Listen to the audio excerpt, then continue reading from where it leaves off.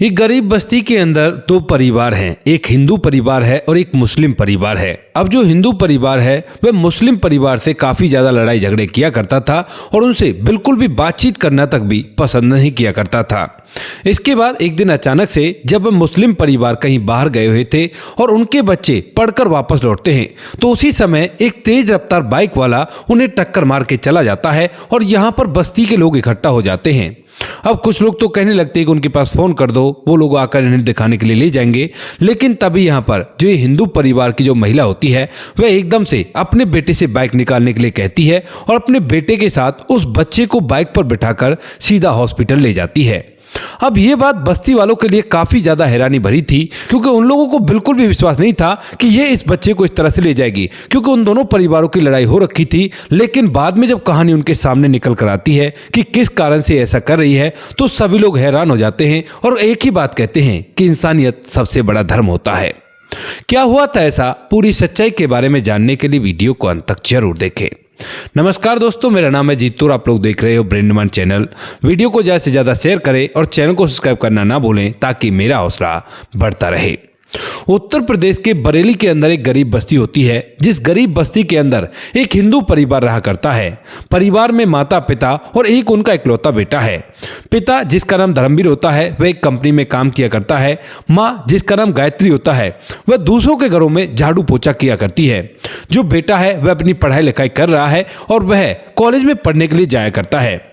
लेकिन यहाँ पर इनके पड़ोस में एक मुस्लिम परिवार रहा करता है और इस बस्ती के अंदर और भी कई मुस्लिम परिवार हैं। तो यहाँ पर जो उनके पड़ोस का परिवार होता है वो होता है वसीम का, और वसीम के घर में कई बच्चे होते हैं, माता पिता होते हैं और वो लोग वहाँ पर अपना जीवन निर्वाह कर रहे थे।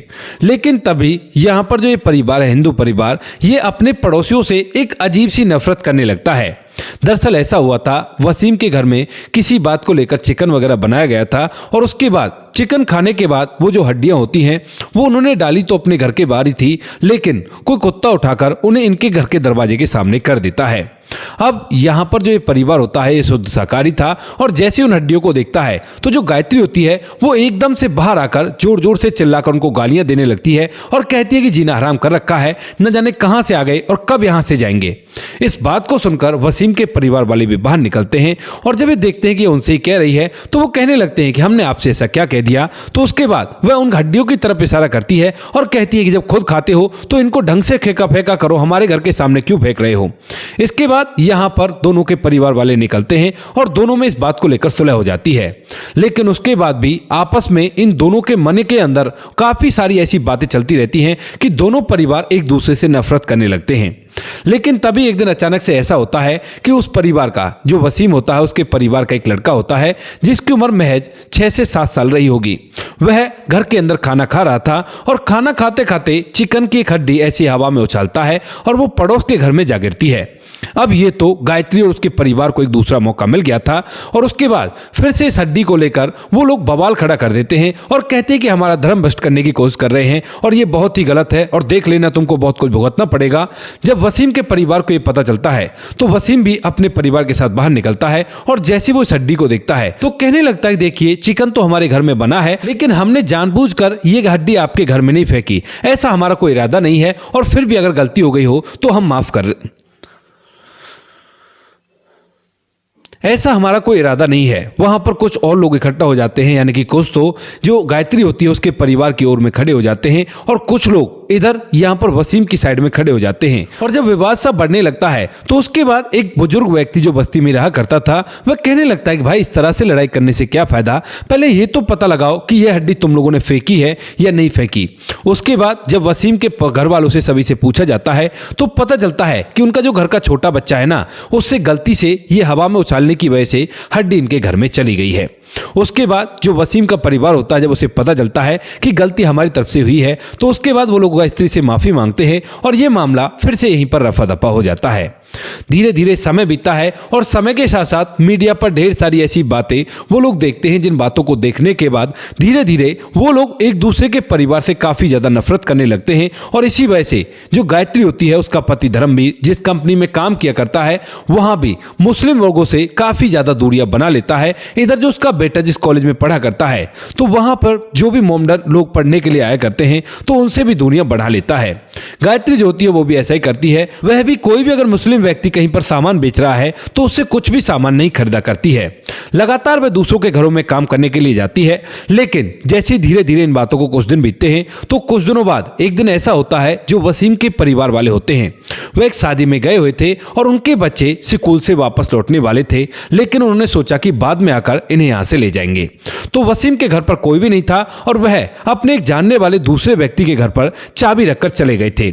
इसके बाद उसके बच्चे, वसीम का जो 7 साल का बेटा था वह साथ में और उसके छोटे भाई बहन साथ में आ रहे थे, लेकिन तभी एकदम अचानक से रास्ते से एक तेज सवार बाइक निकलती है और घर से महज 100 मीटर की दूरी पर वसीम के उस लड़के को जोर से टक्कर होती है और टक्कर होने के बाद वह जमीन पर ध्वस्त हो जाता है।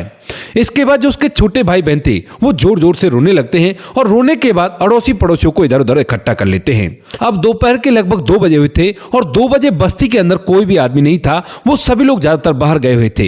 यहाँ पर जो गायत्री होती है उसका बेटा और वो घर के अंदर थे और जैसे वो बाहर चीख पुकार की आवाज सुनते हैं तो एकदम से बाहर निकलते हैं। बस्ती की सारी महिलाएं इकट्ठा हो गई थी और उस बच्चे को लेकर काफी ज्यादा परेशान होता है। मुस्लिम परिवारों की महिलाएं अपने पतियों को या अपने घर के मर्दों को फोन मिलाने लगती हैं कि वसीम के बेटे को इस तरह से चोट लग गई है, और इस बात को देखकर जो गायत्री होती है वह भी अपने बेटे के साथ उतरकर वहां पर आती है और जैसे ही देखती है कि बच्चे के सर में काफी गहरी चोट है और उसका खून बह रहा है, अगर जरा सी भी देरी हुई तो उसके बाद कुछ भी हो सकता है। तो इस बात को देखते हुए वह फौरन से अपने बेटे को कहती है कि बेटा फौरन से बाइक निकाल कर लेकर आ और इस बच्चे को हॉस्पिटल पहुंचाना है। बेटा जो कि खुद भी नफरत किया करता था, लेकिन वह भी एकदम से कहता है कि कोई बात नहीं मां, अभी लेकर आता हूं। फौरन से वह अंदर जाता है और उसके बाद उस बाइक पर उस बच्चे के साथ गायत्री बैठती है, उस बच्चे को गोद में लेकर, और सीधा उन लोगों को बताते हुए चली जाती है कि मैं पास ही के हॉस्पिटल में जा रही हूं और इनके घर वाले आए तो वहीं पर भेज देना। दोनों माँ बेटे उस बच्चे को लेकर सीधा हॉस्पिटल चले गए थे और वहां पर जाकर उन्होंने उसका ट्रीटमेंट चालू करवा दिया था।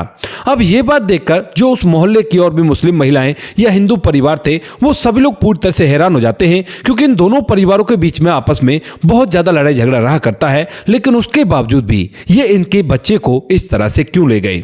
हैरानी तो उन्हें होती है, लेकिन फिर वो सोचते हैं कि शायद हो सकता है बच्चे को देखकर तरस आ गया हो, और इसी वजह से वो लोग वसीम को भी बता देते हैं कि इस तरह से तुम्हारे बच्चे को वो लोग अपने साथ बाइक पर बिठाकर ले गए हैं।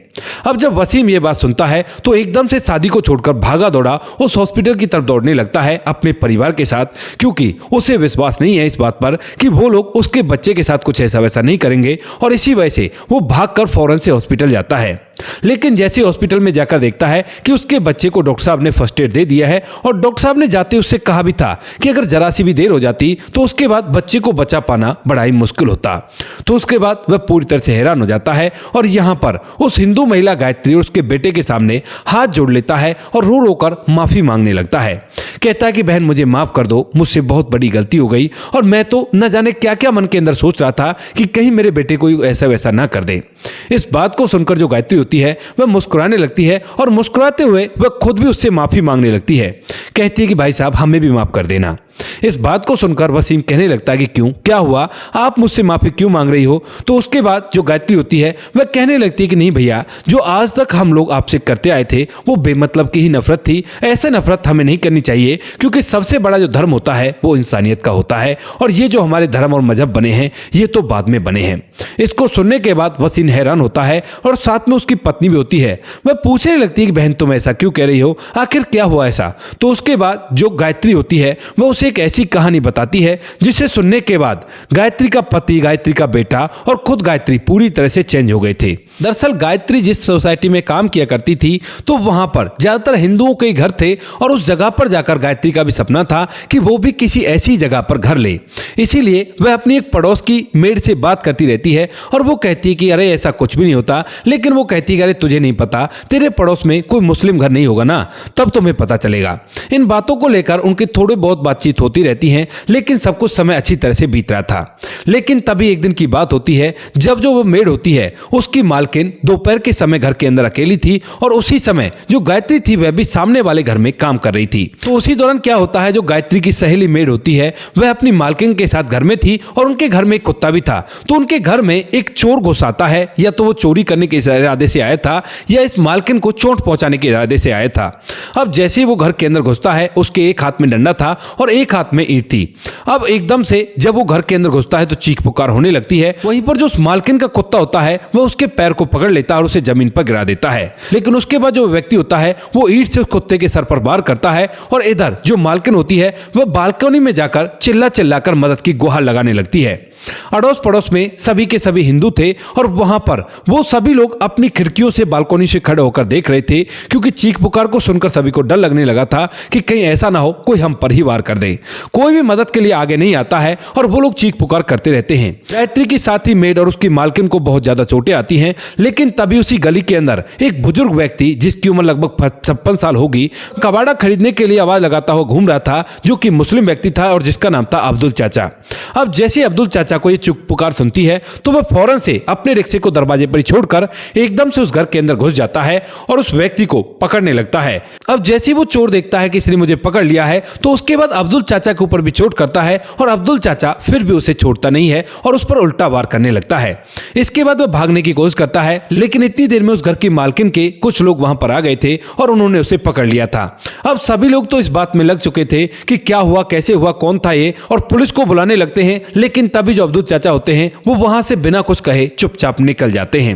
अब्दुल चाचा तो वहां से चले गए थे, लेकिन जब ये बात सामने खड़ी हुई बालकनी में गायत्री देखती है तो बड़ी हैरान होती है कि देखो इसने तो अपनी जान की परवाह भी नहीं की और ऊपर से उस अब्दुल चाचा के चोट भी लग गई थी।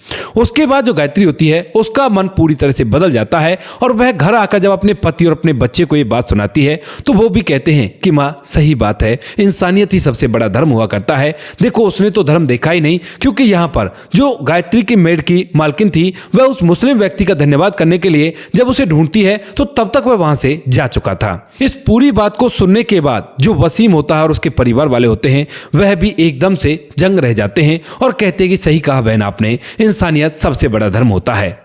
उसके बाद यहाँ पर जो ये परिवार वाले होते हैं अपने बच्चे का इलाज करवाने के बाद उस कॉलोनी में जाते हैं और उसके बाद से वसीम और उनके पड़ोसी धर्मवीर के बीच में जो रिश्ते थे वो काफी ज्यादा अच्छे हो गए थे। लेकिन इस बात को देखकर पूरी के पूरी बस्ती काफी ज्यादा हैरान होती है और जब वो लोग पूछने लगते हैं कि भाई ऐसा क्या हुआ, तो यहाँ पर वसीम पूरी बस्ती को ये बात बता देता है और उसके बाद बस्ती वाले भी यही बात सोचते हैं कि इंसानियत सबसे बड़ा धर्म होता है। तो दोस्तों ये थी आज की कहानी। आपको जैसी भी लगी हो कमेंट सेक्शन में बता देना। वीडियो अगर अच्छी लगी तो वीडियो को लाइक और चैनल को सब्सक्राइब जरूर करें ताकि हमें थोड़ा सा हौसला मिल सके आप लोगों के लिए ऐसी अच्छी वीडियो बनाने के लिए। इन कहानियों को सुनाने का उद्देश्य किसी को परेशान करना बिल्कुल भी नहीं है। ये कहानी आपको इसलिए सुनाई जाती है ताकि आप लोग इन कहानियों में से कुछ ना कुछ सीख सको और अपने जीवन में उस चीज को अप्लाई कर सको। मिलते हैं किसी नेक्स्ट वीडियो नए टॉपिक के साथ, तब तक के लिए जय हिंद, जय भारत, जय हिंदुस्तान।